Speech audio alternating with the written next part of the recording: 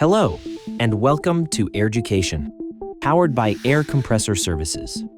Let's take a quick look at how a reciprocating air compressor actually compresses air. This example shows an air-cooled, single-stage unit.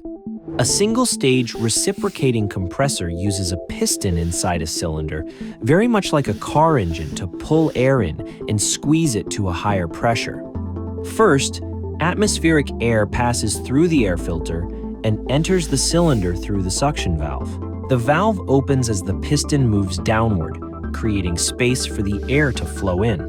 Next, the suction valve closes and the piston begins its upward stroke. This upward motion compresses the trapped air inside the chamber.